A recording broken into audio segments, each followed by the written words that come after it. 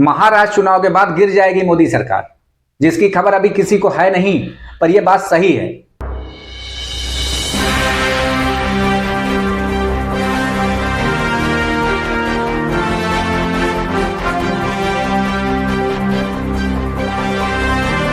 हमारे पास कुछ आंकड़े हैं जो बताते हैं मोदी सरकार का महाराष्ट्र चुनाव के बाद जाना सुनिश्चित है। नमस्कार, मैं अनिल द्विवेदी और आप देख रहे हैं गणित न्यूज। आइए पहले उन आंकड़ों की बात करते हैं जिनसे पता चलता है कि महाराष्ट्र विधानसभा चुनाव में भाजपा गठबंधन बुरी तरह पीछे रहने वाला है। पिछले लोकसभा चुनाव में आपको पता है महाराष्ट्र में भाजपा की स्थिति क्या हुई थी। भाजपा को कोई सफलता नहीं मिली थी। इसका सबसे बड़ा कारण संगठन में असंतोष था। यदि समय रहते भाजपा ने यह असंतोष दूर नहीं किया तो इस विधानसभा चुनाव में क्या होगा, आप समझदार हैं तो आप समझिए। यदि समय रहते भाजपा यह असंतोष दूर न कर सकी तो होने जा रहे विधानसभा चुनाव में उसे और तगड़ा झटका लग सकता है। और अब यह बात साफ हो चुकी है कि असंतोष और गहरा होता जा रहा है। यहां एक बात और जान लीजिए कि हरियाणा नहीं है, महाराष्ट्र है। एंटी मराठा सेंटीमेंट उभारने का प्रयोग बीजेपी के लिए आत्मघाती होगा। मराठों की नाराजगी के चलते महाराष्ट्र में बीजेपी के वोटों में जो कमी हुई है उसे पूरा करने के लिए पार्टी मराठा बनाम ओबीसी ध्रुवीकरण को हवा दे रही। भाजपा को उम्मीद है कि हरियाणा में एंटी जाट ध्रुवीकरण की तर्ज पर एंटी मराठा सेंटीमेंट उभारकर ओबीसी और दलितों के बीच पार्टी की पैठ बढ़ाई जा सकती है। महाराष्ट्र में बीजेपी हरियाणा फार्मूले पर काम कर रही है। हरियाणा लोकसभा चुनाव में पार्टी को जाटों की नाराजगी का भारी नुकसान उठाना पड़ा था। पिछले 2 लोकसभा चुनावों से कुल 10 सीटें जीतने वाली भारतीय जनता पार्टी को 2024 के लोकसभा चुनावों में 5 सीटें हारनी पड़ी।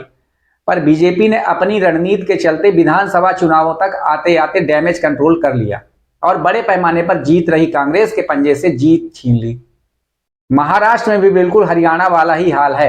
मराठों की नाराजगी के चलते पार्टी को लोकसभा चुनावों में काफी नुकसान उठाना पड़ गया था। अब पार्टी यहां भी हरियाणा वाला फार्मूला लागू करने की तैयारी कर रही है। एंटी जाट वोटों के ध्रुवीकरण की तरह बीजेपी यहां एंटी मराठा वोटों को जोड़ने की तैयारी कर रही है। अब देखना है कि महाराष्ट्र में बीजेपी को इस रणनीति का कितना फायदा मिलता है। एक और इस बात का भी प्रचार काफी बढ़ता जा रहा है कि राहुल गांधी की शादी महाराष्ट्र में हो रही है। इस बात से भी महाराष्ट्र के लोग राहुल गांधी को ज्यादा महत्व दे रहे हैं, जबकि जिनसे उनकी शादी की बात लोग कर रहे थे उनके पिता ने साफ इनकार कर दिया है। हमारी लड़की प्रणीति शिंदे जो एमपी है वो तो कलीग इन द पार्लियामेंट, तो हाथ मिलाए तो क्या होगा। जो इस तरह की वायरल करना न्यूज, ये गलत बात है। उनका कोई मैरिज का रिलेशन नहीं।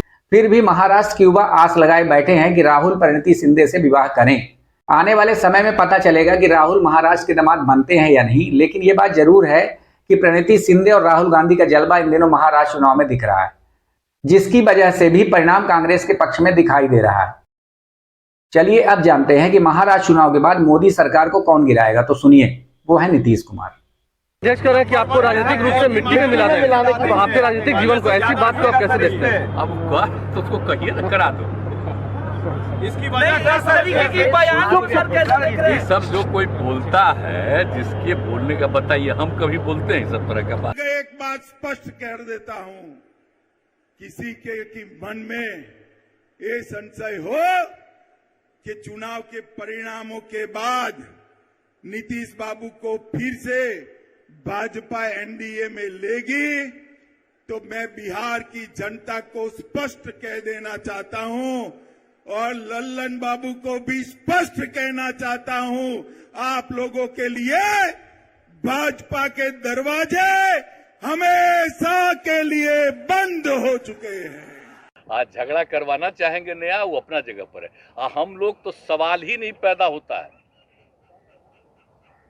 मर जाना कबूल है, उनके साथ जाना हमको कभी कबूल नहीं है। यह अच्छी तरह जान लीजिए, समझ लीजिए, सब बोगस बात है। काहे के लिए बोल रहा है?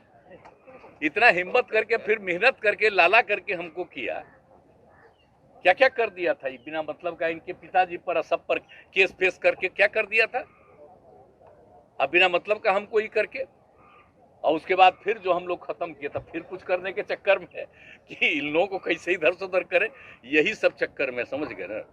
नीतीश कुमार की अति महत्वाकांक्षा, जिसकी वजह से वे बिहार में अकेले चुनाव लड़ने की मंशा रखते हैं, वह प्रधानमंत्री बनने का सपना सजोए हुए हैं। ध्यान रखिएगा, जैसे ही भाजपा का दिया महाराष्ट्र से बुझा, नीतीश कुमार समर्थन वापस लेकर प्रधानमंत्री बनेंगे। साथ ही ये भी जान लीजिए कि नीतीश कुमार केंद्रीय मशीनरी का लाभ उठाते हुए बिहार में कांग्रेस व लालू के गठबंधन से सरकार बनाने की जुगत भी करेंगे। इस तरह से 2025 में मोदी सरकार का सफाया निश्चित है।